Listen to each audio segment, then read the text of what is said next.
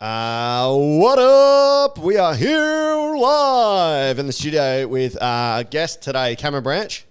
Hi. Oh, yeah, and here with Daniel Delby. So Daniel came with all of the energy and I just sat here. That's it.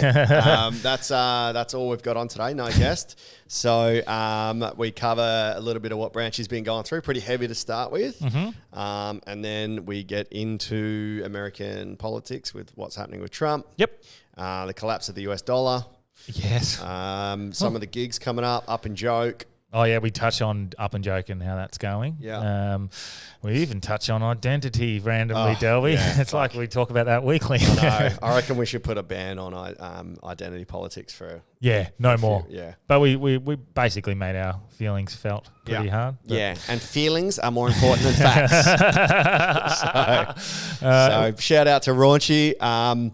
We're going to do a giveaway from Raunchy. He wants to do a what's your raunchiest story. Oh, raunchy story of the week or something like that? Raunchy story of the week. As a bit of content sort of thing? Yeah, we'll do content. So like if you've got a raunchy story, hit us up on the Instagram. But this episode is brought to you by Raunchy, so that's great. Yeah. It's not great. It's actually good. It's actually good. I do love it, the lager. The heavy diesel. Yeah. What was it? Chicks?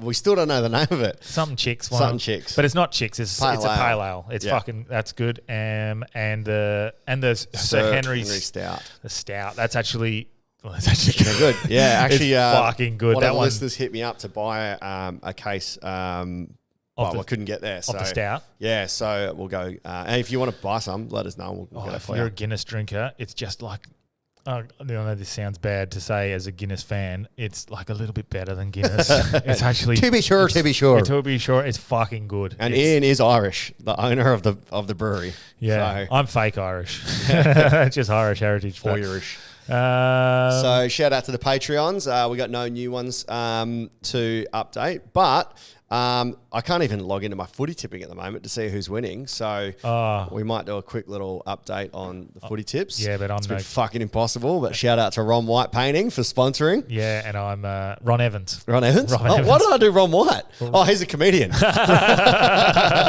Ron Evans Paintings. Thanks for sponsoring. Sorry, Ron. Yeah, and this is a fucking cool little episode. Yeah. Like you said, bit heavy at the start when you find out what's going on with me at the moment. But and if there's a glitch around the Leaderville Red Room part, the camera went off. But we fixed that up. So sick. Camera branched off. Let's get hard. Oh, let's get hard. Welcome to Hard Yarns Podcast. I am fucking fat. Anything Chris White says, please disregard it. 5D is actually a state of being. It's a unity consciousness. That was Hard Yarns with me, Frankie Rose. So I'm going to throw it over to your co-host, Daniel Delby. And Cameron Branch. I would do this and then I'd gong. Free in attendance for the millions listening at home. Let's get hard.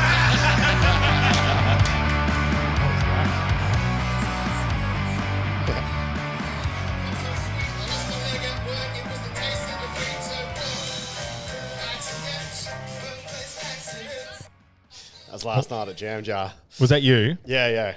Yeah, sick. So the topic was either feet or workplace accident. So I combined it and made it losing a workplace accident with your feet. Yeah. So, the chorus ended up being workplace accident, come on, not workplace accident, workplace accident. If that place wasn't on a Tuesday night, it's so good, bro. Because I got Scotty. Find one Tuesday because you'll love it, and you can get up and drum. Yeah. I'll literally get up and drum. I reckon I will. I'll set one aside at some point. I fucking love it. It's the best vibe. Yeah, I love it. Yeah. So for people that don't know what we're talking about, it's called Jam Jar, and it's run by Charlie Moon Meter, who took over from an event called Collab, which for me it's like church. It's the closest thing I'll get to a religious experience. Yeah, explain it, because it's what is it? It's like it's all improv, basically. Yeah, if you don't know, I'm surprised I haven't spoke about it on the pod. I think you might have touched on it in years gone by, but not fully. Yeah, so, explain because it's fucking sick. It's one of my favorite when I've been. It's one of my favorite nights going around. Because it's something like if you're not in the scene, you just don't know about it. So It started as collab with Brian Kruger, who's just this like musical genius. I think he might not have even been the original. It was a few days before him, and it used to run at the Moon. Every sort of Sunday or second Sunday, and it started at, it was like 6 o'clock or 7 on a Sunday, or it would be like 2 o'clock on a Sunday. It just changed over the years. Yeah. But the vibe was like unbelievable. So the musicians are all like incredible. They'll freestyle a beat. So the drummer will start a beat. Like a vibe. The bass guitarist will start. And they're so good that they like for someone like me that's a pleb at music, even though like I've learnt guitar, I never learnt proper chords or scales or whatever. Yeah. So you hear them, they go, all right, let's do, A minor. Yeah, and they all start and they just go bang, bang. Last night they were trying to do D flat. Yeah. And like, I just heard them, and then they'll start jamming, or the bass will just hit a fucking nice little count, and then the drummer will come in, and the keys, and then sometimes there's trumpet, sometimes there's saxophone. Love it. And they all just freestyle a beat. And then Charlie Moon, who's like this incredible, like basically soul singer. Yeah. Does not look like look he sounds. No, not at all. But so back in the day, it would be the vocalist. So whoever's on, essentially your hosts. You have like one or two vocalists, or actually back then it used to just be like an MC for the host, and they would get an MC and a singer. So at the bare bones with the band. So the vocalist will freestyle a hook, and the MC will freestyle a verse. And then you just make up a song, and no songs ever get repeated, because every single song is different. And throughout the day or the night, whenever it's being held, people in the crowd that watch, you've always got musos in the crowd. And the just musos can jump up. So if you're a drummer, you switch out with the drummer. Yeah. If you're an MC, you come up and you jump on a song. If you're a singer, you jump up, you swap in. Yeah. And the collab original rules were positive vibes only. So you'd always get like one or two rappers that are like, yeah, fuck, I don't give a fuck because I flow. And it's like, whatever, everyone just keeps it positive. But the singers are like whopper trained singers, and they're fucking like next level good, man. Yeah. So that's the crux of the show. It had like every time I've been like twice, and it's always that sort of jazzy, bluesy, live feel, funky music. It's sick. It's that easy listening. Yeah. And then people just make up the lyrics. It's very like, it's not the beep bop beep. It's not that. Don't picture it like that. It is fucking. It's cool. Like, I'd say like 50% of the songs you would think are songs that are pre-written, and it sounds like something you'd hear on the radio. Like last night's, and the topics are written by the crowd. So last night it was just all like filthy shit. So it was funny. Yeah. The topic was like your mum. Yeah. And Charlie Moon's chorus is like, your mama, your mom, your mom. And then the girl's like, ooh. So what I liked about it is in those sorts of rooms, you normally get the real, like, you know, those artsy, like, it's such a flow, man. Like, come sit down. But you don't have that vibe in there. It's just like some normal people who like the musos, or just some, and then you get a few artsy people in there. But you get the odd train rat as well that'll jump up for a rap, but it's not, because Bluntfield told me about it. Yeah. And I was like, no. He's like, man, you got to come down to collab, check it out. I was like, nah, I just envisioned this like train dog like thing. Yeah. There was one Sunday where I was just in the city. I think it might have been back nearly before Sunday Singles. Something was happening at Comedy Lounge. I was like, well, I'm in the city. I'll go check it out. And fuck, man, it was like, changed my life, man. It was like one of the most pure things that I, like, that's something I do that I wouldn't do for money. Like 100%. Even when I hosted, that's when you know. That's when you know you enjoy it. If you would do it for free, you love it. It was sick. So when the first time I got asked to host, I was so stoked. Like I'd been going for like, like a year, and then no one knew who I was. So I got, and they didn't know I was a comedian. So I was there as a rapper. Yeah. And then Mac Shane started coming, and that's how sort of I reconnected with Mac Shane as well. And then, then Who's Rhyme got born out of us, got me going back to collab and catching up and shit. So, it's It's unbelievable, man. It's one of the coolest things. So if Tuesday nights, every Tuesday night? First Tuesday of every month. First Tuesday of every month. Yeah. And this episode is brought to you by Jam Jar. So it's like $10. What's the actual pub that it's in? What's it called? The Bird. The Bird. Yeah. Cool little pub that, like, if you don't know it's about it. It's like a little underground sort of thing. Yeah. Eh? Yeah. It's just a door. You would have walked past it a million times if you're in Northbridge. Yeah. It's like literally where you cross the road from Yagan Square to go to William Street in Northbridge. Same road as Rechabite and the Strippers. The Strippers. Yeah. Like people will know where that penthouse is. Yep. Or Elephant and Wheelbarrows on the corner. Yep. It's before that. So it's just next door to the corner convenience store as you're walking from Yagan Square. Sick. Yeah. So, and it's $10, man. And the only downside is it's a Tuesday night at 8 o'clock. But like, if it wasn't Tuesday night, because I got Scotty on Tuesday nights, I'd be there. It's my perfect room. Like it's so nice. No, but I learnt like last night, like the beat was so fast, I just couldn't like rap to this beat, and I get pissed off because I end up doing my own style, and I don't like having just one style. Yelling, yelling, loud noises. Yeah, Cynthia. Fuck. The first song last night was about losing my virginity, so I just freestyled about literally how I lost my virginity. That was the topic. It was pretty funny. But you're in the hot seat as well. The hot seat? Yeah, like this is our guest seat. Oh yeah. How's it feel? Fuck. I feel. How do you? I was going to say earlier on, like, I don't feel like I look 36. Mm-hmm. But when I drop my head down, I got the fucking bags under my eyes. Oh yeah, but we also and got under my nose, if you know what I mean. Well, you got the lighting and stuff. I think it accentuates it. Maybe we should work on the lighting to make everyone look from underneath. Yeah, from under. Yeah, we can work on that. Yeah. I think it looks good. But and that's the reason where it's just us two. We haven't done that for a while. Yeah, like nearly a year, I reckon. It was like Tex shared it in his memories. It was like a year and a half ago or something like that. You know, when he said it was fuck all that episode. Yeah. We'll briefly touch on it. We'll start on the negative because I know that was a year ago because that was my birthday weekend. Oh, it was the week before my birthday weekend that I got COVID and I had to cancel the wedding. Oh, really? Yeah. Fuck. Okay. Well, it's amazing how COVID's become a like you can recognize timestamps. Yeah. So to touch on it, I don't want to like start too negatively because it's positive now, which is good. But we don't have a guest this week because it's too much to organise some shit. We were hectic. So my mum had some issues over in Thailand, really bad, and she very basically she nearly died. On Monday night, which was Tuesday night. Monday night was pretty bad. I got a call at like 1 o'clock in the morning. Dad was in hospital.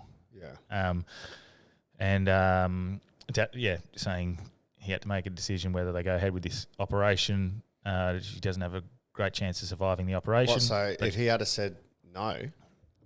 Yeah, exactly. Dad just wanted... What the fuck? So they gave him the option basically, like, so if she doesn't have this operation, she'll probably die. Yeah. And if she does have the operation, There's she doesn't have a... Yeah, it's like a 50-50 chance she won't survive the operation. Yeah. And he was just calling in a mess. I don't know how much detail I want to give away about this, but yeah, he called in a mess. Well, it's almost like... Me at 12:30 at night. There's no choice there. You no, have to go through I think what he surgery. wanted was a reassurance that his son, and he wanted, like, my brothers didn't know yet that mum was in hospital because he didn't want them to panic, and so now he's like, you're gonna have to call your brothers, and so I'm trying to stay calm for mum and dad, or dad specifically because mum's in a hospital bed, not really able to function, I guess, and she had suffered some blood clots through her stomach and lungs and stuff like that.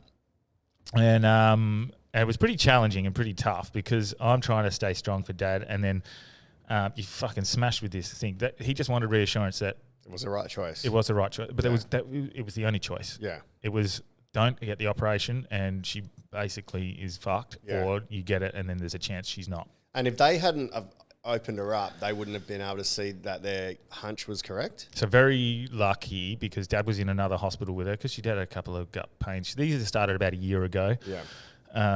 Just like, and again, I don't get too much into my mum's health and stuff, but yeah, she had a few issues, like just some stomach pains, and it just slowly got worse and worse. And then this week, it got to a point where she felt like she needed to go see someone, a doctor, a hospital, and they put her on some medications and stuff, and it wasn't really working.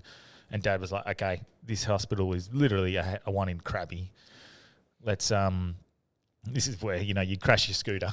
You go get yourself patched up. This isn't a fucking good hospital. So Dad's moved hospitals to he's 2.5 hours away, south of Thailand. And I should have said this as well. It's in Thailand. Yeah. For the listeners who don't know, my parents live there.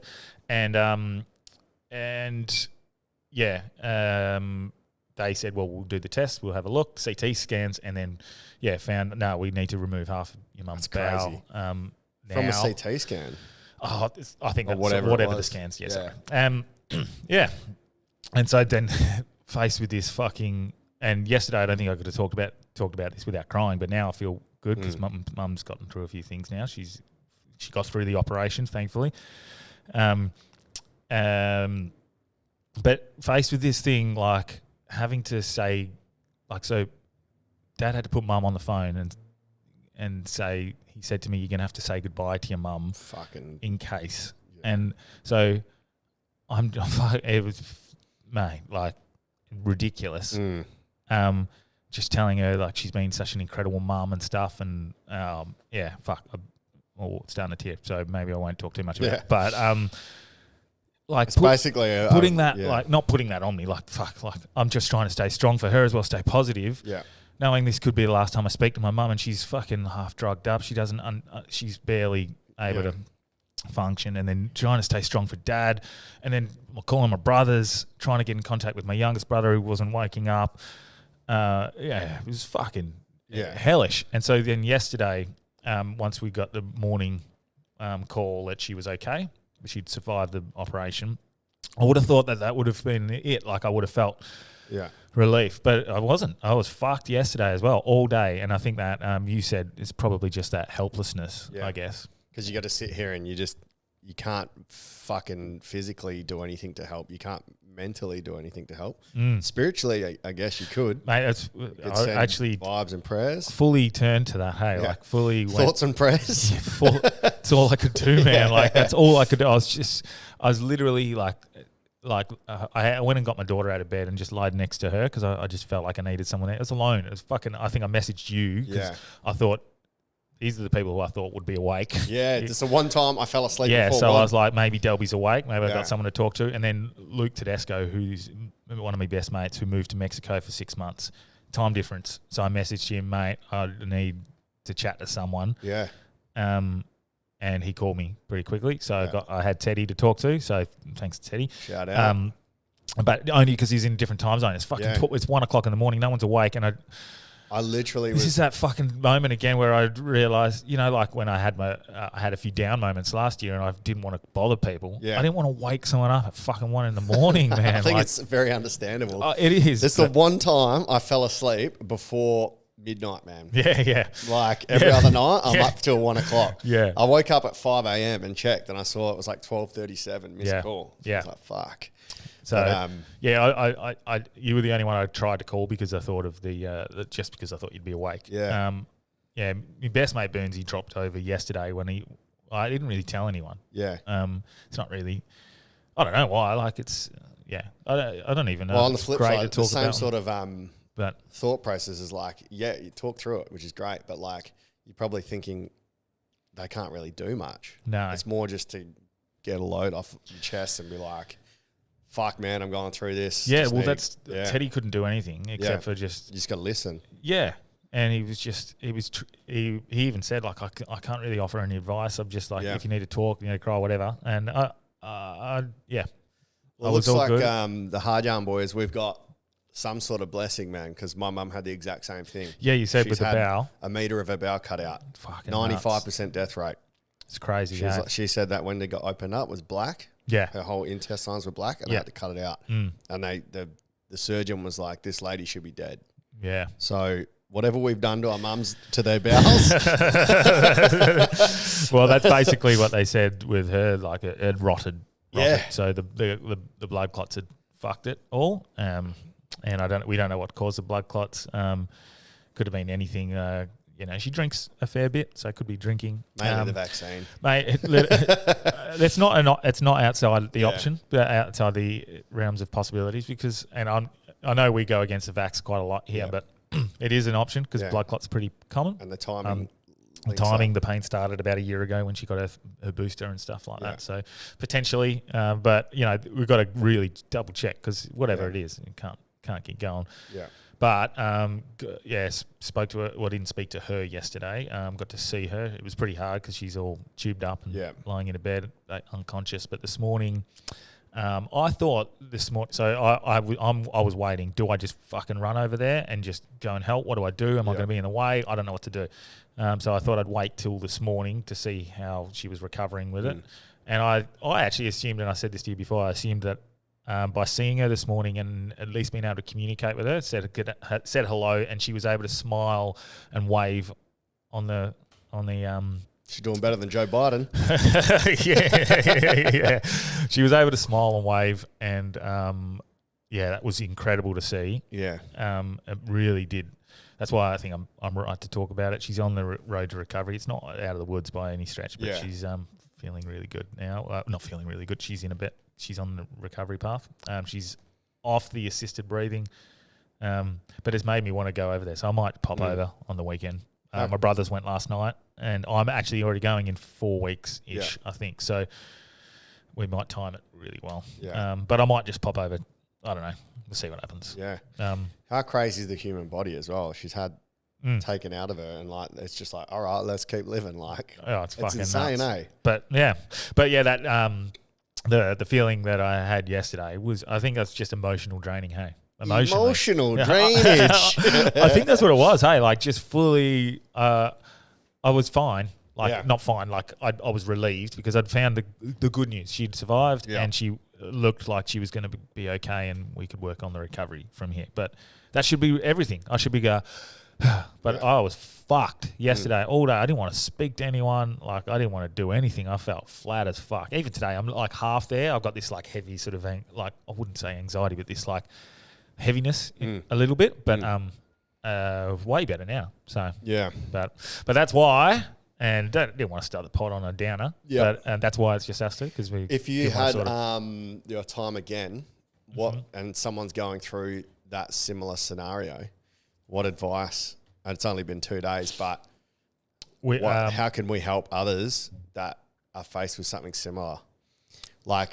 Feeling bad about calling people, I think just do it. Just call. Don't worry definitely.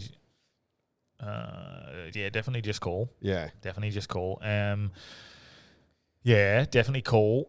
Having Teddy on the phone after about 30 seconds, I had calmed down and was fine. Yeah. It literally helped. Yeah. Fucking helped immensely. Yeah.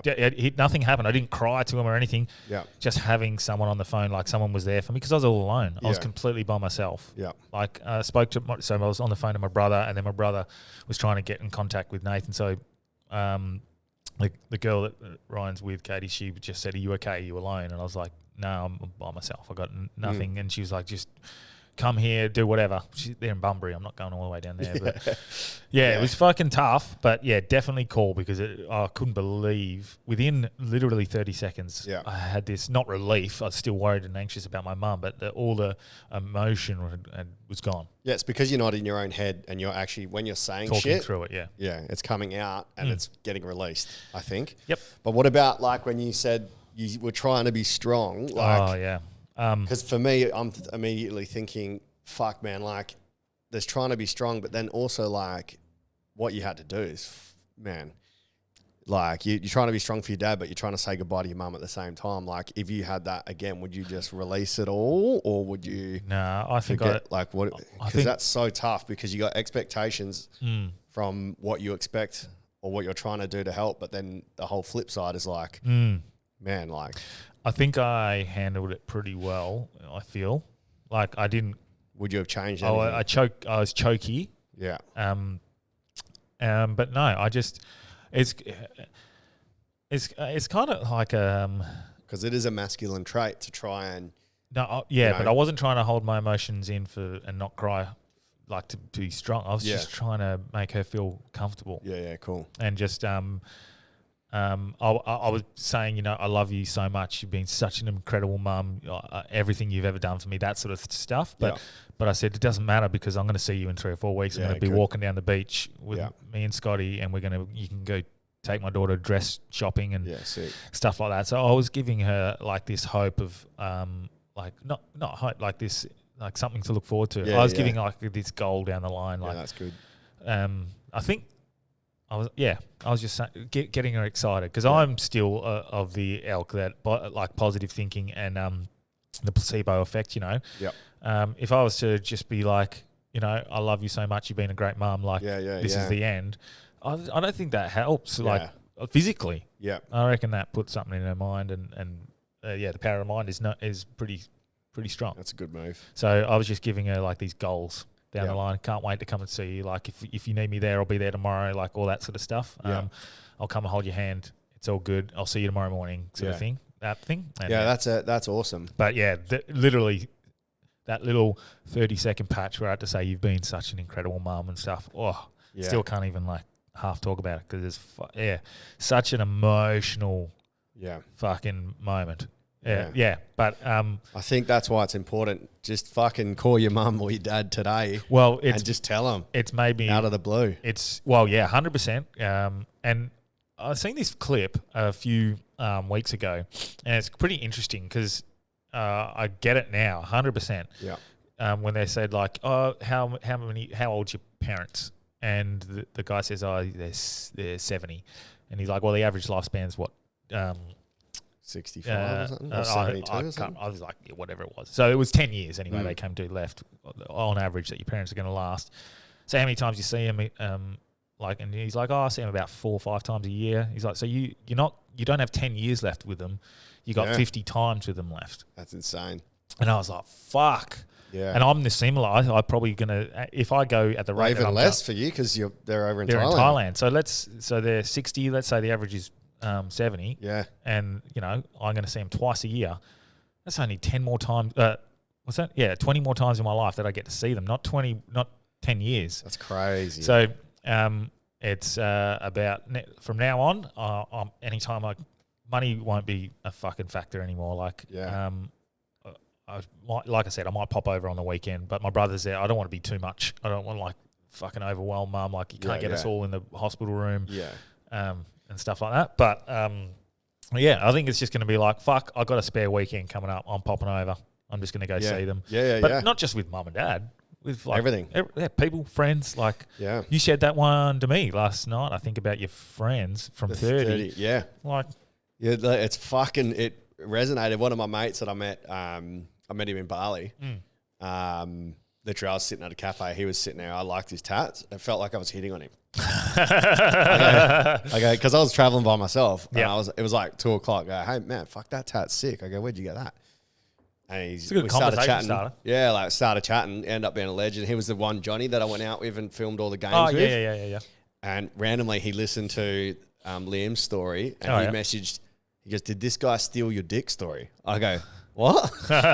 Because I must have told him about my dick story. Fuck yeah. But he messaged me going, "No, that's bullshit. Like, you see him way more." I said, "Nah, man, not here. When everyone's married and kidded up." Yeah. I see some of my best friends, like, or what I consider like my close group. It's not even realistically, it's not my close group anymore. Yeah. I'll see them 4 times a year. Yeah. You know? Yeah. And but that's how you measure like a friendship lasting, I reckon. Once it gets to that point where family, business, all that stuff gets in the way, and it does, the ones that continuously for the next 5-10 years, like footy is a perfect example. Yeah. Like you get this group of 50 mates at a football club, and you're fucking best mates with almost all 50 of them. Yeah. You see them 3 times a week, you play with them on the weekends, and then you fucking go out drinking with them on the Saturday night. Even Sundays, you go out for Sunday sessions. You're seeing them 5, 6, 7 days a week. Yeah. And then you finish football or they finish football. Done. And then you don't see them. So it's I would argue that sport is one of the most important social aspects of our life if you're... and man, so for those people, like I've got mates who... So if you're at a football club, like I was 11 years at West Perth, So you probably got a changeover rate of about 15 to 20 players each year. Yeah. So those every year you're meeting another 15 to 20 players, and you've got that core sort of fucking group. But that's there's a few hundred players that you're playing with over that 10 years, and then there's 5 or 6 of them that you continue to see. And those are the ones. I got our mate Adam Radici, who I see 2-3 times a year, but I see him 2 or 3 times a year every year, and we haven't played football together for I don't know, fucking 10 years. Yeah. But those are the relationships that last. Yeah. And so, but you're right, you do only see them. It's fucked, man. I hate it. But it's like with comedy now, like some of the people I hang out with are comedians, and it's just I've always detested people that are like friends with people from work. Yeah, yeah. I'm like, that's such a cop out. Yeah, but yeah, it just becomes one of those things where you have the same lifestyle and it just fits in. So like with comedy, I find like me and Cam McLaren have become closer over time. Mush, like all the boys that do like Wolfie, Legacy, like because you just live in the same lifestyle. And if I want to catch up, we're doing a gig at 7 o'clock. So it's like, oh well, let's go for a feed or let's do it after. Try call up my mates from back in that. Hey man, do you want to meet for a feed? No, I got the kids, man. Yeah. Fucking, so that's me. Fuck, yeah. So the one good thing is with I'm fucking stoked again now that we're doing Up and Joke 2 with the Reapers boys. Oh yeah, because all 4 of us live similar lifestyles, except for maybe Buddha, who's like with coaching. Yeah, we get to do cool shit, like catch up, then do funny shit. And let's chat about Up and Joke 2 because it's. Mate, okay. I think like the intro is just going to be the majority of the show. We might not even get to the other skits. Fuck, bro. The intro is the most elaborate. We've upped the game with production. Yeah. I was listening to the Reapers pod. They were like, Buddha's like, man, we feel like we've just doubled the production budget. And then he goes, Delby and Branchy have really put their bodies on the line. He's like, Delby's going to have 5 new diseases by the end of it. Man, it's fucking... I don't want to do the chicken throw, man, so I'm hoping Buddha can take that from me. I feel like I've put my body and my shame on the line enough. Bro, you've done a bit, hey? Like, can't even talk about what we did in the studio the other day. We're very close now, Daniel. Very close. Very close. Yeah. But I didn't suck a dick, but I got pretty close. He got pretty close. Somehow I'm always nude. Bro, I fucking smelt like off milk. From the Scarborough stuff? Yeah. It was because I honestly, because I had that Sunday session. I had that event, man, and I'm fucking on the couch. All I could keep smelling was off milk. I'm like, hey, Troy, man, do I fucking smell like yogurt? And I'm like, Michelle, can you guys smell my hair? I had 3 showers. I did fucking Nivea. Yeah. I did like body Greek. wash. Was it Greek? I looked up how to get off yogurt out. Was it Greek yogurt? Yeah. I've got bicarb soda and like fuck, bro. Fuck. So I just had to get drunk enough to knock my sense of smell out. Yeah, but yeah, the production has gone up, but mate, it's ridiculous. Yeah, this is absurd. The level of what we're doing. I've come up with my scene as well. Oh, sweet. Like slow motion. I've figured it out. Yeah, because we're gonna have to get onto it like. This week, I was worried because I was ready to film this weekend, and I thought this week was going to fuck me for that. But unless I quickly pop over this weekend, I'll do all my vlogging stuff. Well, I've got literally the whole weekend off until Sunday, so I can help. Cool, because I've got the shot, and when I tell you off air, okay, it's if we can get a group of people as well chasing me, I want a heap like I don't care if it's scripted or not. I want it full slow mo, just fucking. Yeah. You wait. The reveal reveal will be so funny. We can, man. Like I was speaking to some people, and heaps of people missed the last one. So when I'm saying, the Chicken King or Floggins, they don't, like I was talking to Jamal. He's like, I don't know, man. I've heard about it, but I don't know who they are. So I'm like, there's probably going to be half the audience, that aren't introduced to these characters. So whichever way we do it, we need It's almost like we could show the original skit and then a follow up. Yeah, because I've got a lot of friends coming. Yeah, and.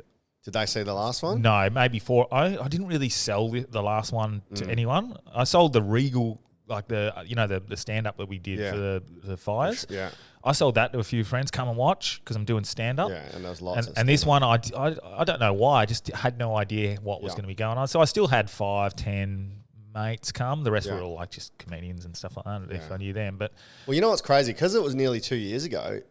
Like the people that came, we could show, and like obviously we don't want to rehash, but we could show. Oh, that's a good point. A bunch of it again because they've seen it once. Yeah, that's it. Maybe we could. I don't remember fucking most of the night. You definitely don't remember most of the night. I don't remember a lot of the night. Yeah, I don't think there would be any issue with re-showing anything as like a recap or even just showing because it's been shown once ever. Yeah, good point. To everyone. Good point. You know, so the Chicken King, yeah. Well, we'll get together and we'll discuss all that. Yeah, but yeah, man, it's I love the idea of more interactive stuff as well. Yeah, like Taskmaster vibes.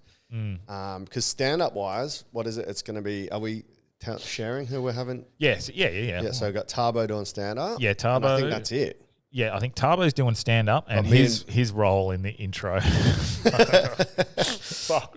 I haven't even seen this yet. He got me back as well, like pretty hard with the end credits or the extras that we were. Okay. But let's. So I think I won't give away, too much. But on the actually, are you doing stand up this time? Yeah, I'm doing stand up. Okay, just you didn't do it last time. 5 minutes. Yep. So you and Tarbo and me and Buddha will just riff. I won't do stand up because I can do Who's Rhyme. Yeah, you're doing Who's Rhyme. Yeah. So I think Buddha's doing 5 stand up as well. Okay. Or 5, 10. Well, I want to do 5. We'll do 5. Well, yeah, like we'll have to just get it. Yeah. I want to work on some. I want to do some new stuff. I can't remember what I did last time. But maybe it could be a thing of like maybe we could get Whitey to do stand up. Oh, that would be sick. Because if he did 5 minutes of stand up before his Earl, and then man, if we could get Whitey to do, I know he'll be listening. Like Vickers did at I know he'll be listening to this. Whitey, do it. Do 5 minutes, bro. That'd be fun for everyone. Even if he did it in character. Look, we can get him to be Wolfie. Or yeah. But even if it's like I do 5 minutes before your bit, my bit, Buddha does 5 minutes before his bit, you do 5 minutes before your bit, and like Whitey, even if he does something tension before his bit, like something, maybe I don't know. We should probably have a plan by now. No shit. Sell it. It's fucking selling hard as well. Hey? Yeah. So we put another one up.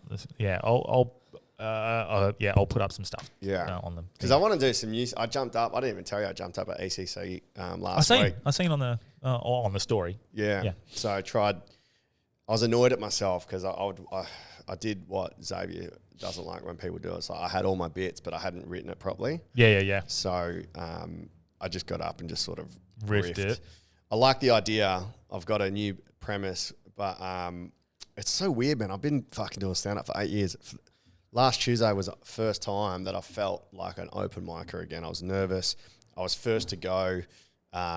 I wasn't really prepared. I literally had the nerves of doing an open mic, like massive self-doubt. It was fucked, man. But it was good because that's what you want. Yeah, well, that's what that room's for as well, like working through bits. You don't have to have it fucking written down. Yeah. You can have the idea. That's your method of working it out. Like, and that's what the room's for. Like, that's exactly what the room's for. Yeah, it's cool. And Phil Cook was the MC for the first time, and it was his birthday, same day as mine. But he was like 60 odd. So but yeah, I how'd Phil go as the MC?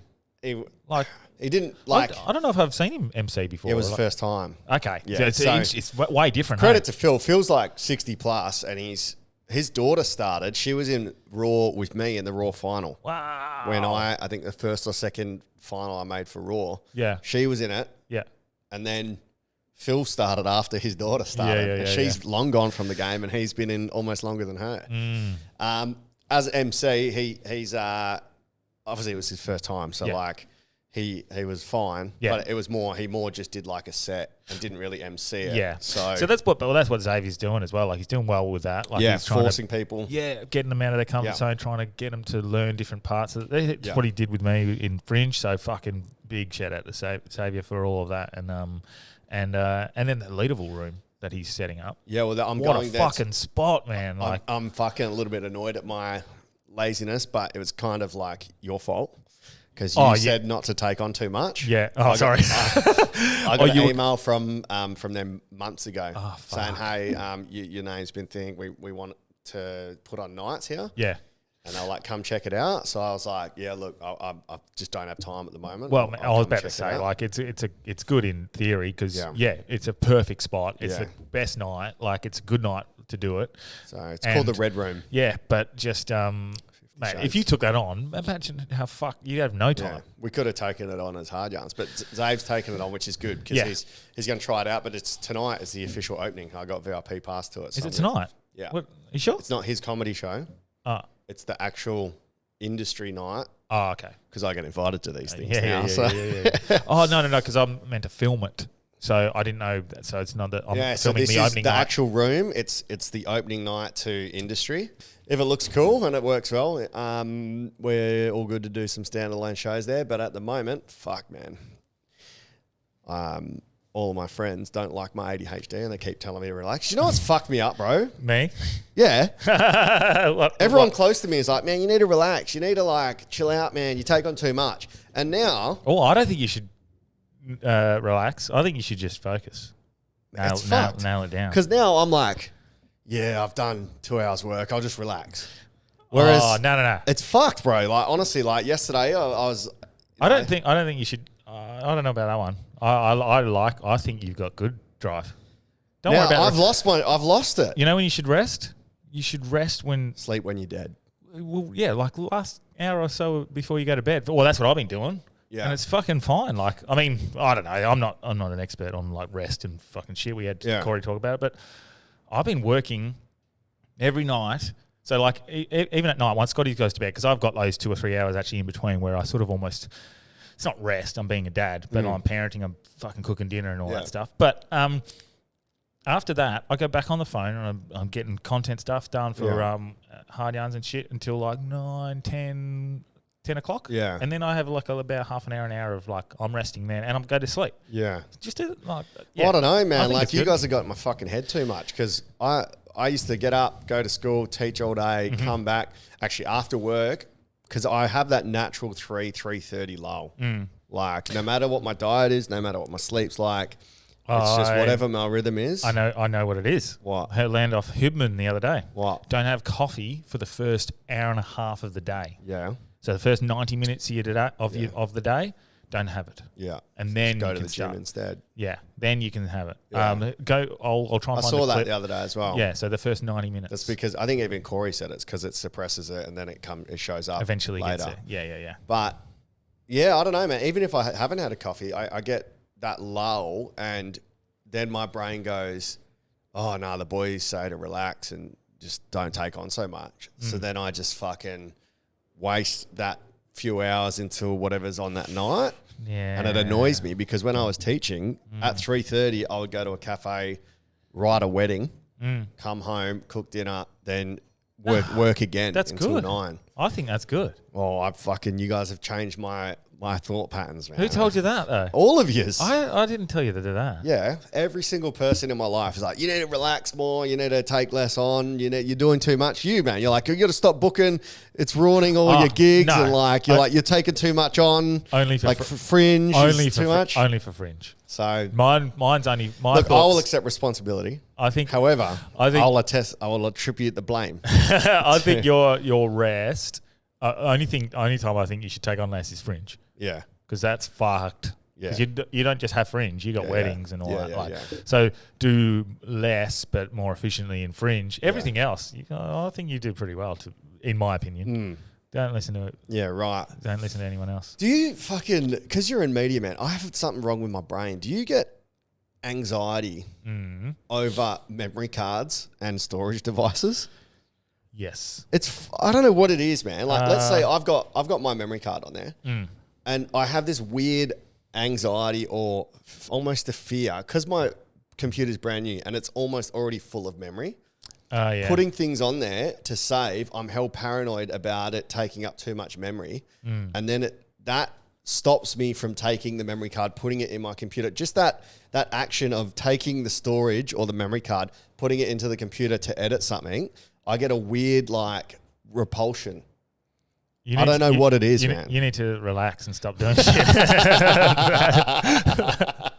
I don't know what that is. I don't know what it is either. I get the anxiety of am I recording this wedding or whatever? Is that am I going to get a malfunction in my SD card? If it was me, yeah, you definitely would. Yeah, you got your tech curse, but yeah, yeah. Well, the curse. I think the curse is in its final stages now because it wrecked my camera on Saturday. But now it's fixed, so it's a fresh start. So for people that don't know what I'm talking about, Branchy always calls me a retard. Yes. Retardé. Retardé. Because the last 8 weddings, maybe 9 weddings. So all this great content is completely unusable because the camera's either been out of focus, someone stood in front of the camera, I've set it up in the wrong position, it's probably malfunctioned. It's probably my fault as well because that new lens that you've been using, because it's really only been since that new lens, mainly. So it requires a little more knowledge and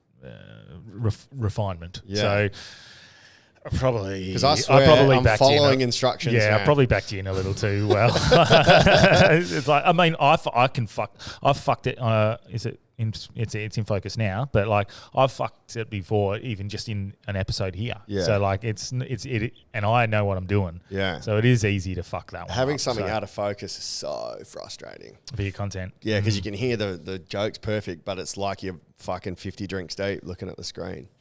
So the final curse was on Saturday. I changed lens, so that was all good. Yeah. It looks like it's come up good. Yeah.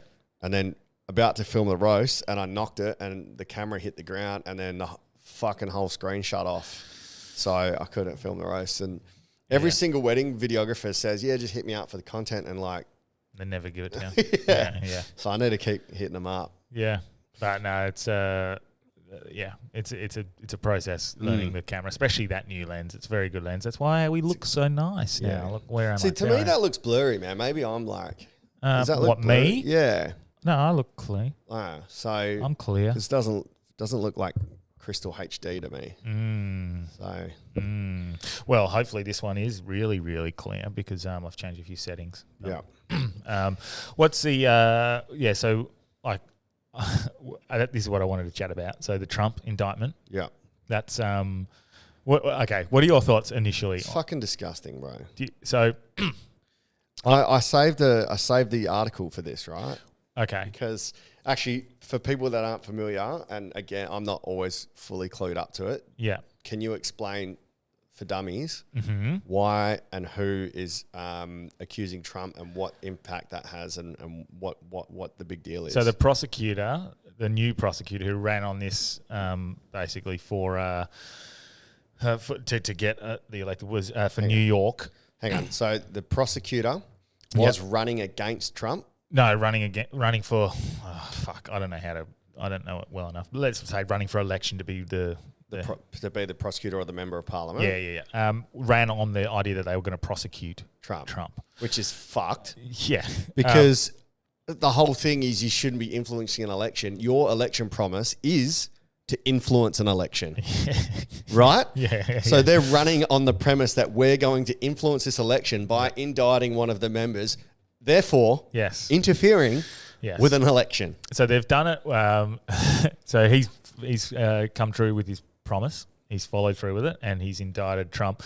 It's sealed indictment, so we don't know exactly, but it's said that it's 34 charges. The payments to Stormy Daniels. 34 counts allege that he falsified business records in the first degree. They concern alleged hush money payments, mostly to the film actress Stormy Daniels, with whom Trump had an affair. So Now, that's not a problem. That's all been established as well. It was already investigated, the way they labelled it in their thing. So basically, they're trying to say that it was unlawful and they're concealing business payments unlawfully, which is fucking such a piss weak thing to go after your political opponent against. And if you can't see what they're doing, it's a misdemeanor in really it's illegal, like how they've labelled it. And so because Trump ended up paying back I think it was a lawyer who paid the hush money. Yeah.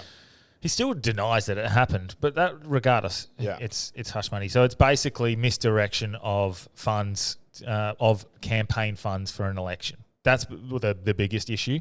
But that's exactly what Hillary did in 2016. She paid for the dossier, the Steele dossier that that was used to smear and at the Russia hoax. Yep.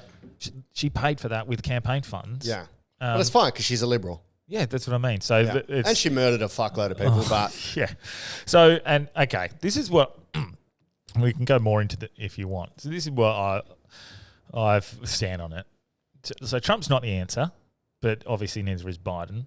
The issue like I have with this whole thing, and I think Russell Brand, I was sort of seeing, he sort of touched on it like this, and I found this incredible insight, is if the Liberals want to beat Trump, because it is a two-party thing. He's not the answer. They're not the answer. But if they really want to cut his legs out beneath him, the whole idea that he ran on was he was pointing out all the corruption and all the fucking disgusting things that the Liberals do. If they just want to beat him, stop doing what he's talking about. Isn't that like instead of trying to just get rid of your opponent by doing what he's accused you of? Yeah, exactly. Why wouldn't you just address the issues that have led to the rise of someone like Trump? Trump has ran on the idea that the politicians in place are corrupt and loyal to their donors and the financial elite, which is true. Yes. So if they don't want him to win anymore and their biggest issue is Trump being in power, just stop doing it and the people will go, well, we don't need it anymore. You guys have started doing exactly what we want. That'll never happen. Never. So the only way they can win is by doing what they're doing now, which is the most muddy, fucking filthy, gross thing I've ever seen, ever, I think, to do to someone. Who gives a fuck? Even if he did fuck the porn star, like you're trying to stop him running for president because you know he's going to beat you. Yes, and this is it now. He wins. He wins if he can beat the charges. Because if he gets charged with a felony, I don't think he's allowed to be president. Yeah, but no, that's true. But he will 100% beat these charges because it was already what's the word? Analysed? Well, it was already checked over and approved the first time. I think the statute of limitations means they can't even actually do it at the moment. And the two witnesses they have are a dodgy lawyer and Stormy Daniels, a porn star. So it's pretty. It's not. You'd have to be.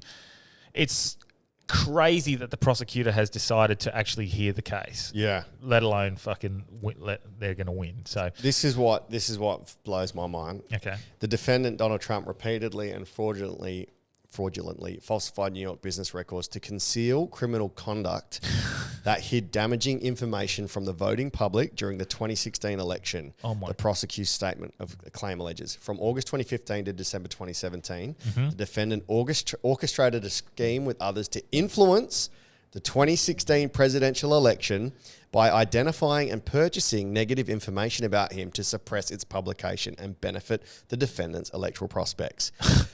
You did that as well with the Hunter Biden laptop story.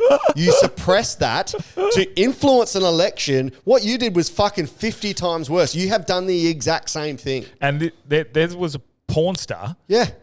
Biden's was... There is... His son. Yeah, Hunter Biden, but his dad as well. They're leveraging his fucking power to influence, like... international policy. This is fucking way worse. Man, I can't believe... Is the world fucking going crazy? That is the most insane paragraph. They're alleging Donald Trump concealed criminal conduct that hid damaging information. Look at what they did with Twitter and the laptop. Like, all that information... That's cherry picking, Delby. They concealed any negative publicity against Biden. Yeah.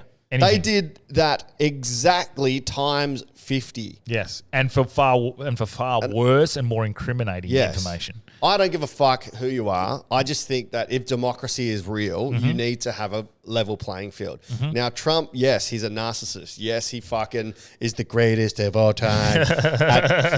No one's done more for black people than Trump. No one's done more for women than Trump. No one's done more than anything than Trump. Yes, we understand that part of him. But if you want to run a democracy, you can't have one set of rules for him because he's a fuckwit and one set of rules for the others because they're secret murderers. You can't.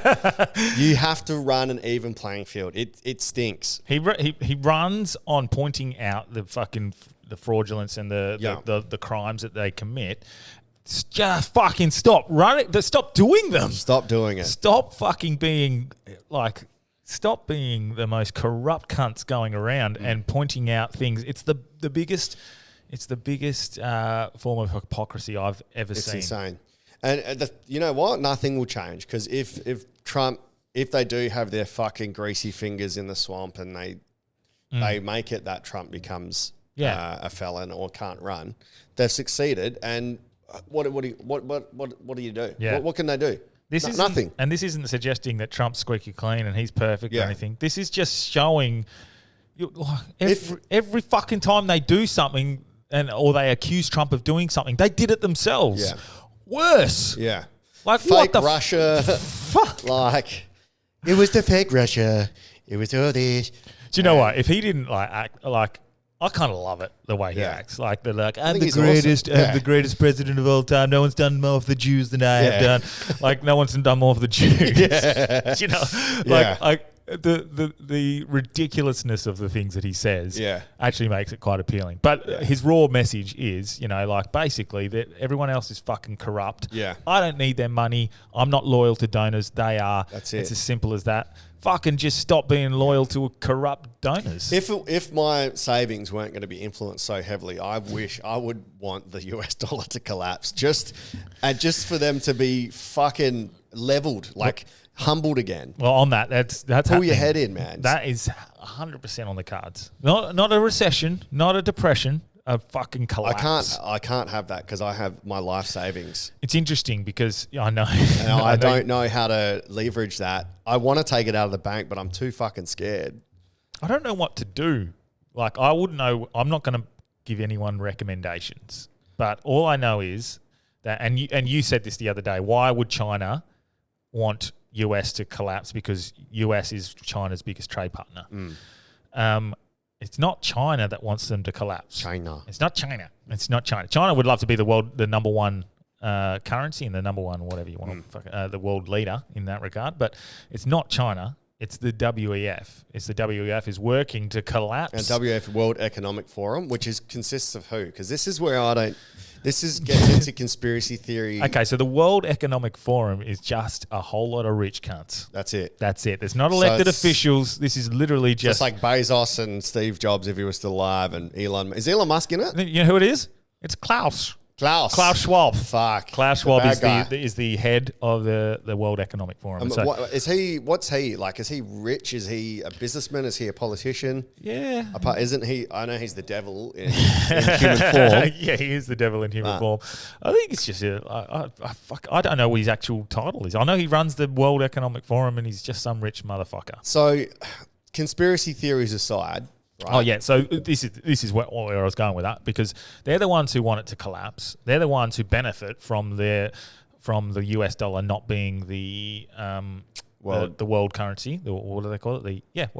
Basically, whatever the world trades on. Yep, they benefit from that because eventually, if that's because it's all everyone's currency is sort of attached to that, it fucks everyone, which means. We have to then, the only bailout is to turn to a digital currency. Yeah. A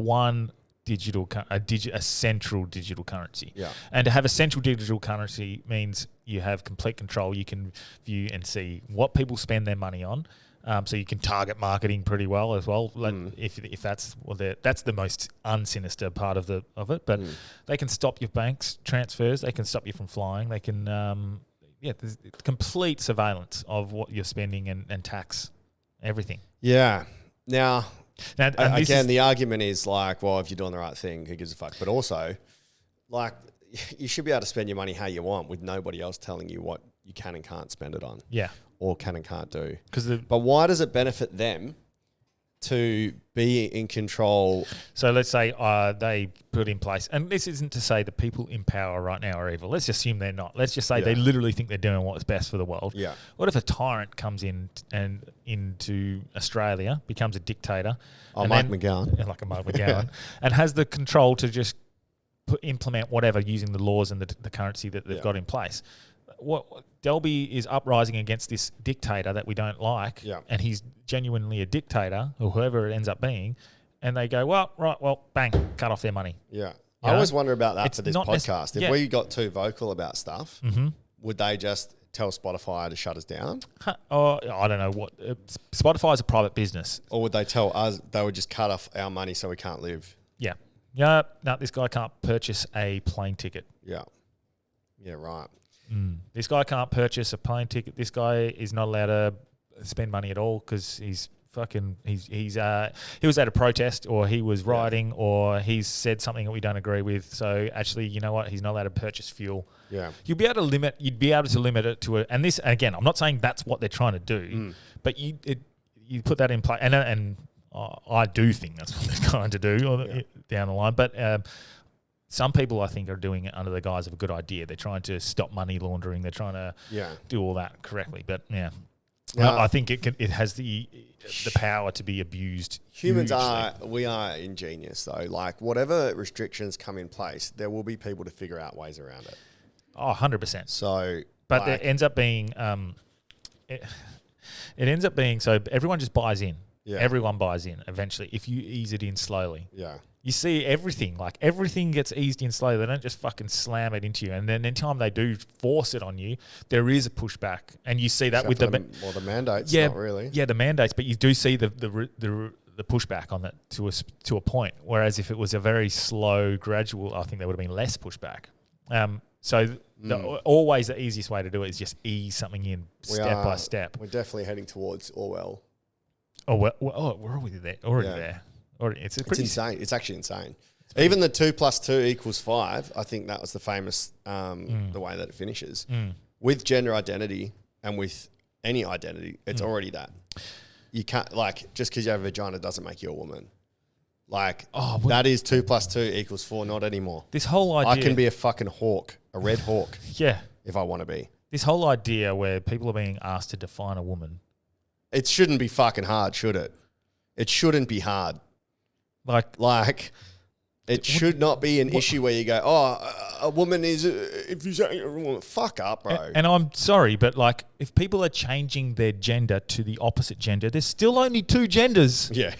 If you're a man who's choosing to identify as a woman, you're still only identifying as a fucking man or a woman. There's still only 2 genders. Yeah. That doesn't so that's where this non-binary fucking thing comes in, where what's non-binary? I don't identify as either. You don't get the right to choose your own pronouns. Yeah. And I can't remember who said that. You don't get the right. Peterson. You can't compel my speech. You cannot compel your speech. Just like I can't tell you I'm a fucking god in bed. Or a fucking I'm a handsome intellectual person. That is for you to decide and work out on your own and make your own judgments. And I don't know how we've leapt from World Economic Forum to this. I think it's all there's Orwell, yeah. Things Orwellian. 2 + 2 not equaling 4. I think who was that? The chick that escapes North Korea. She's doing all the interviews. Yes. She goes 1 + 1 is not 2 in North Korea because our supreme leader worked out if you add 1 drop of water to another, it becomes 1 still. So he's disproven mathematics. I'm like, fuck, that's pretty clever. And so I seen that the CIA, the head of the CIA, in I think it was the 80s, his quote of we will know that our full disinformation has worked when everything that the US population believes is untrue. Yeah, which is already happening. People are believing that a man can be a woman and a woman can be a man. Yeah. I just don't, they have the right to say and do what they want, but that won't change my judgment on whether they actually are biologically a man or a woman. Yeah, and I think that I was talking to my friend yesterday, and I was saying, you should not be able to put your reality onto my reality. Mm-hmm. Your reality if that does not align with my reality, you can't force me to believe in your reality. Mm-hmm. You can't tell me that the wall is white when it's black, or the wall is black when it's white. Because in my reality, I know that. So you can believe that, that's fine, but you can't force me to believe what you believe. Just like fucking religion. I can't force you to believe that there's a Jesus. I can't force you to believe in Islam. Yeah. I'm not compelling you to believe what I believe. It goes the same with everything. But anyway. And that's why that that you definitely resonate with him a bit. That gay guy who was actually saying, well, "I don't need your validation, 100%, to accept who I am." Yeah, and it does mean we have to go out and fucking shame. And I guess we could get confused. It could be confused by us suggesting that there's only two genders is, what would you like, discriminatory against people who choose to believe otherwise. But no, we're just going. You can't say trust the science for fucking 2 years, exactly, and then say that as well. Yeah, like when they dig these bones up in fucking 10 years, 100 years time, it's going to say whether it's a man or a woman. Yeah, you know. So those, but.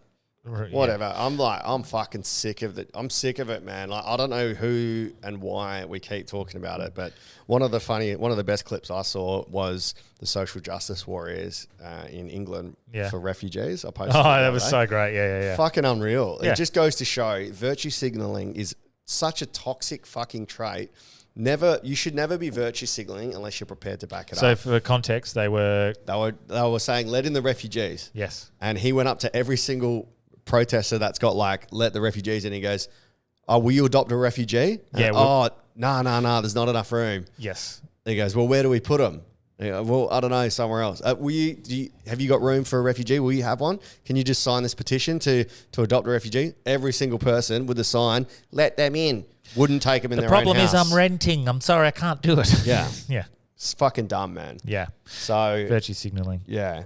I try not to virtue signal. I know there's some things that I believe that I probably wouldn't do, and I'll catch myself out on that. Yeah. But, like, fuck, bro. Like, just fucking don't say you're going to do something, or don't support a cause that you're not prepared to actually support, I don't think. Yeah. The thoughts and prayers thing. Yeah. Like, fucking vote with your feet. Put your money where your mouth is. Yeah, well, exactly. And that's why I think... even me with the mandate, man, I'm so against it, and then I still got jabbed so I could fucking do fringe and make money and go to Edinburgh. Yeah. And it's like, yeah, I can't be vocal about it. And then when push came to shove, I went the other way.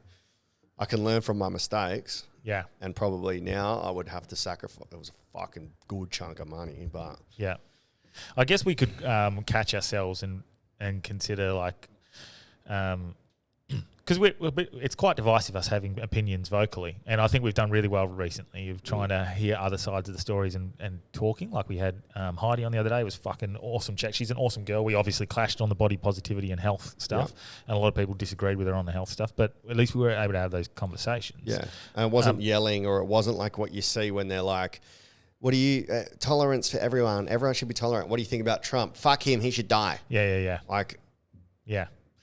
Anyway. Yeah, so I guess we probably could and should like lean into it, because subjective reality, I guess, subjective reality and how they're experiencing things, we have to understand that some people are, whether you believe they're brainwashed or just fucking on a trend, or actually genuinely believe or feel like a man or a woman, for example, and we'll just use that as the example because it's the hot topic at the moment.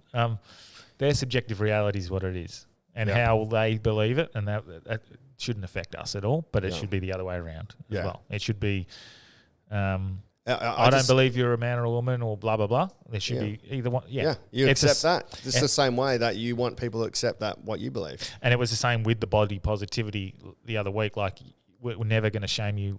Like, that's not what it's about. It's just about accepting the science of of what it is. But that's just our point of view on and that's the reality.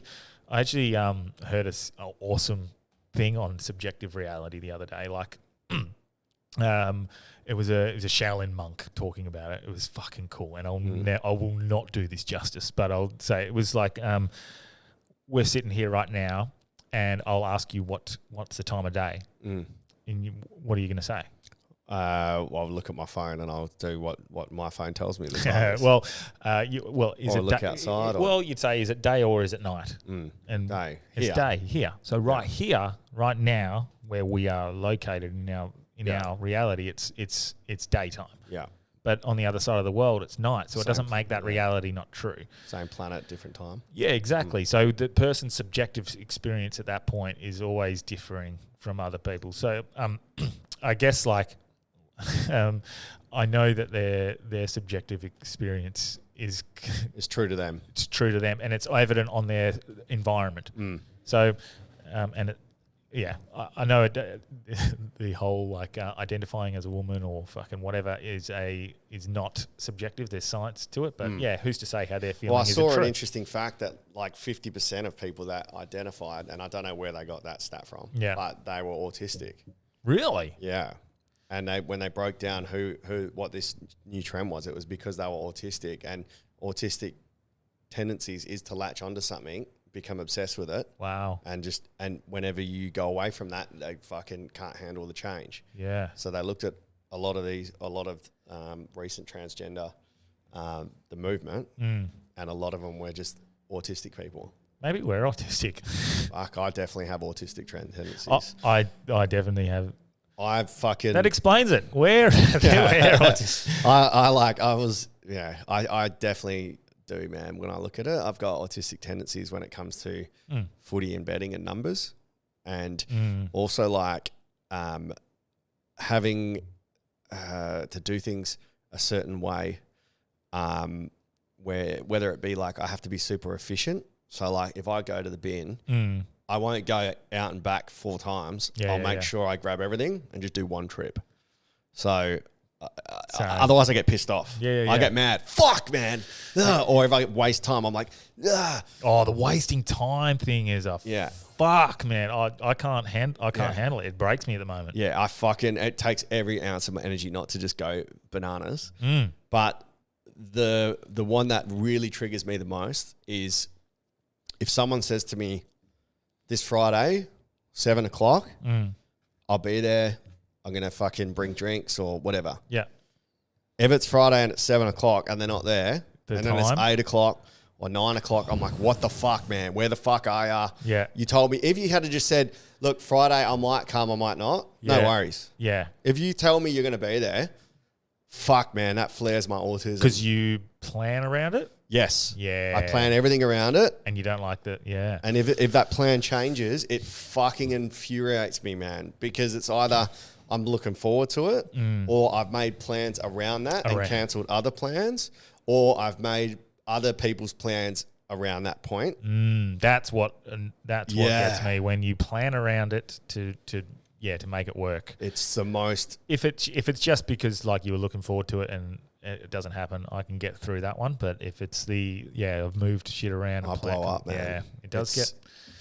Because I'm a busy man. You are very busy. And so like to waste... Except for when I'm relaxing. So except for 2 or 3 hours. Yeah. Like if you lose that. Like the other day when I was looking for outfits for the show. Yeah.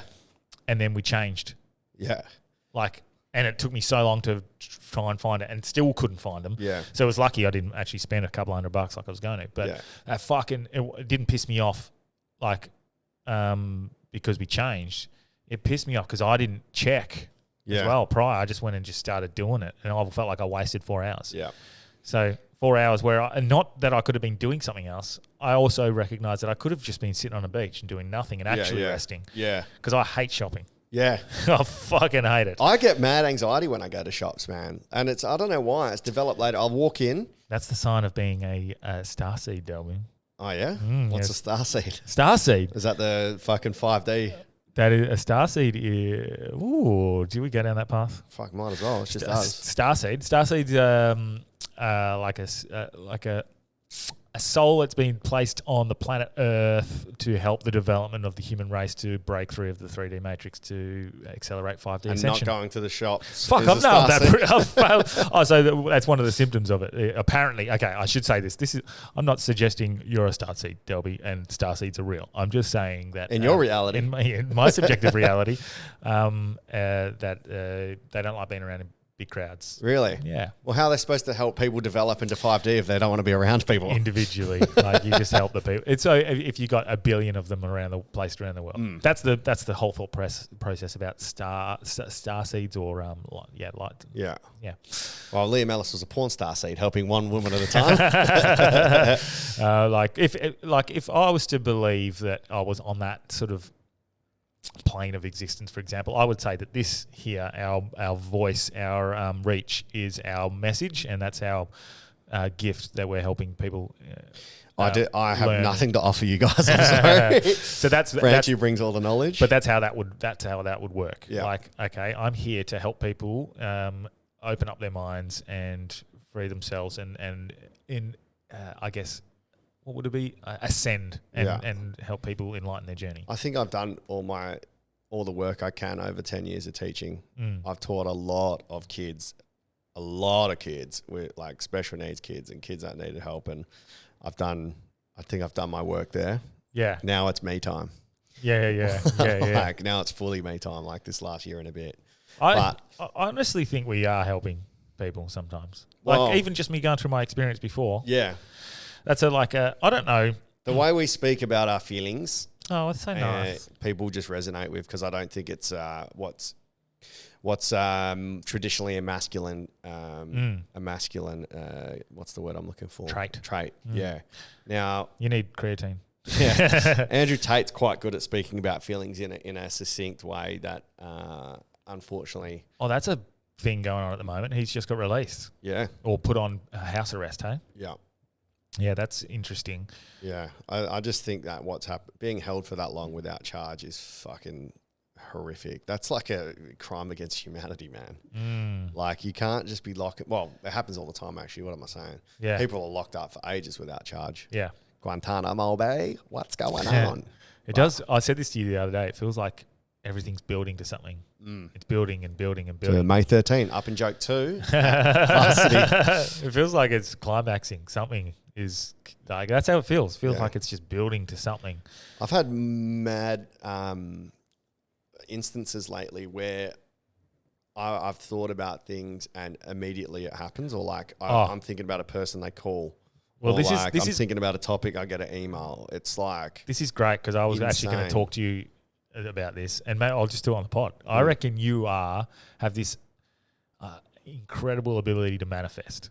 Yeah. Like fast. So I need you to start saying this. I will get a girlfriend. This is going to be huge. Yeah? But you're like, what you seem to put your mind to fucking happens, and very quickly. And anyone who listens knows that I don't think manifestation's magic. I think it's recognizing opportunities. So I feel like if your headspace is this podcast getting a $12,000 sponsor to pay for the studio for the year. Oh, no, we don't want 12. We want 22. 22. Okay, well done, Delby. Yeah. Fucking wait for the email tonight. Yeah, that's it. Someone's going to be listening and share this. While we are manifesting, guys, if you're enjoying the pod, please just share it with 5 friends.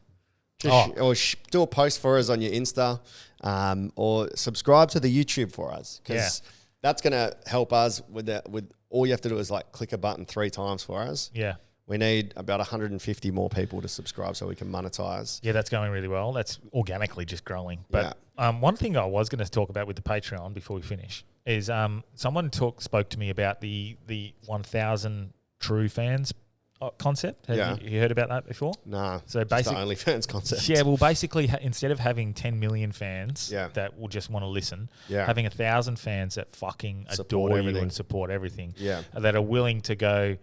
You go onto Patreon and say, hey, we've got 3 tiers. We've got a $2, a $5, and a $10. Yeah. That $10 a month is 1 less pint a month. Give it to us so we can, help. Like, and not if you want to get benefits out of it, that's even better. Like, if we can do that. But imagine if you had 1,000 fans giving $10 a month. Yeah. That's what we need. 1,000 true fans. Yeah. So listeners. But we need to restructure the Patreon as well. Yeah. And shout out for the top level. Because we're doing a combined thing with the Reapers, it's going to be too hard to work out discounts and free tickets for Up and Joke 2. But there is going to be Patreon sections, priority seating, and giveaways for top level Patreon. So we're trying to work out our best deal that we can for you guys. So still much appreciated. But I think that Patreon idea is to get, if we can just keep building to have our listeners that you're listening now, listeners now that are willing to sacrifice fucking 1 pint a month. Yeah. 1 less pint a month. It's $10, $5. Yeah. If you had 1,000 of them just supporting the podcast. Yeah. That's we're full time. Yeah, that's true.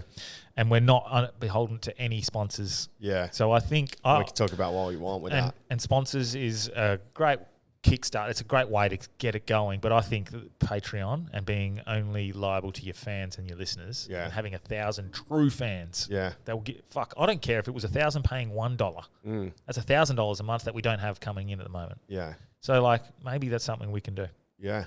Just like trying.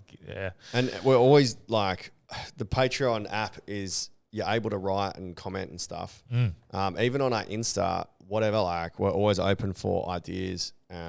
Fish, my stepbrother, and Patreon, he's given us heaps of wicked ideas. So if you've got anything you want to hear or people you want to interview, if you know someone that's interesting, the most interesting person you know, give us a message. Let us know. Give us direct feedback. And while we're at it, jump on Spotify and iTunes and give us a rating because that helps us move up the charts as well. We've never really asked for to go chuck 5 stars on, but you know, for perfect examples, Dr. Robin Cook, because my stepbrother Fish was like, I want to learn about the Hadron Collider and space. Can you find someone? Yeah. So I looked up Dr. Robin, and now we're gonna be catching up and doing another potty with him. Oh yeah. So if you've got questions for astrophysicists that we didn't hit last time, we're gonna catch up with Dr. Robin Cook up in Exmouth on Wednesday the 19th. So do an episode. I'm excited about that because I have a few questions I want to ask. Yeah. Well, they just found water on the moon. Really? Yeah, China found it. They had they analyzed these glass beads that they brought back from their 2020 mission, and they've found water inside of it. Not that I want to not get Dr. Robin Cook on, but I am emailing Neil deGrasse Tyson today. If anyone knows him. Your thing went off. Camera's gone. Yeah. Oh, well, that's a good way to end it? Yeah. I'll turn it off and we can put it back on in a second. Sweet. And we haven't done this for fucking ages. That was good. So, felt like it flowed well? Yeah, just final couple of points. Like next Wednesday, April 12th, got Teacher Comedy Night. I'll chuck a discount code up for Patreons on that one. And we've got shows in Exmouth and Coral Bay next week. So you know anyone that's going to be up there, let them know. And we really just would love you guys to subscribe to the YouTube channel and just share the potty with 5 friends that might like it. Love it. Because if we've got 2,000 listeners an episode. If you can share that with 5 friends, we're going to hit our goal of 10,000 a week. Yes. Yeah, 10,000 a week. Yep, definitely. So we've got, it's building and building and building. And those 2,000 are just on Spotify. Oh, yeah. Well, there you go. So you got iTunes and YouTube. Yeah. And I think we've got 50-50. So we've got about 4,000. So you've got about 4,000 listeners. Nice. That's nice. Yeah. We can just level up. We just need to level up. If you can all give us $1 a month, you can make a poor white Australian kid like me. Sponsor child fucking podcast. Oh, yeah. But, yeah. All right. Sick. I got nothing to plug except for Exmouth next week. Is it next week? Or the week after? Week after. Next week's Teacher Comedy Night. Oh, yeah. I'm on a Teacher Comedy Night. Thanks, Delby, for the spot. So it's a little bit of a ladsy. It's me, Adam Gray, Cole Legacy, and Branchy. So I just put those boys on so we can get pissed after. Yes. Yeah, we will. And we'll do a Patreon or a real episode after. Oh, we need to upload Legacy's Patreon as well. We'll do that today. Cool. Is that connected to the net? No. We'll sort it. But cheers. B32 Media for all your video needs. Produce this video. Classic. And that's why it ran out at the end. Sick. Peace.